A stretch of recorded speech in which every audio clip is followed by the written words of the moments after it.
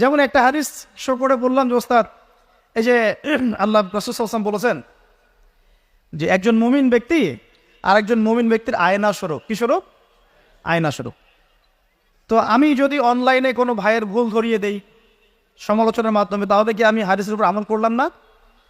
তখন ওস্তাদ মিটিমিটি হাসছেন, বলছেন যে তোমার তো টুকটাক অ্যারাবিক গ্রামারের বেস ভালোই, তোমার কি মনে হয়?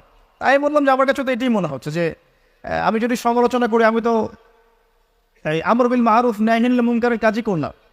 তো তিনি বলছেন আসলে এই হাদিসের ব্যাখ্যা এমন নয়। কেমন ব্যাখ্যা?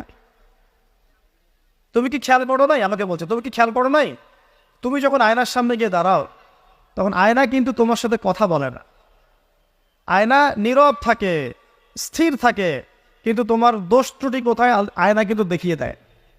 মনে করেন, বোঝাচ্ছে, মনে করেন আপনার গাল কেটে গেছে, আপনি আয়নার সামনে দাঁড়িয়েছেন, আয়না কিন্তু আপনাকে বলে দিবে না এই যে তোমার গাল কাটা, এই ছেলে তোমার গাল কাটা, হ্যাঁ এই মেয়ে, এই ছেলে তোমার এই সমস্যা ওই সমস্যা, বলবে? চুপচাপ থাকবে, আয়না দেখিয়ে দিবে আপনার ভুলটা কোথায়। তো তিনি আমাকে হাদিসের ব্যাখ্যা শেখাচ্ছেন, বলছেন যে একজন মুমিন ভাই যদি কোনো ভুলের উপর থাকে, তুমি সঠিকটা আমল করে ওর সামনে দাঁড়িয়ে দেখিয়ে দিবে যেটা সঠিক। তো বুঝলাম, যতদিন যাচ্ছে আমি বুঝতে পারছি যে আসলে এই জ্ঞানের সমুদ্র যে কত গভীর, 100 বছর হায়াত দিলেও মনে হয় শেষ করতে পারবে না।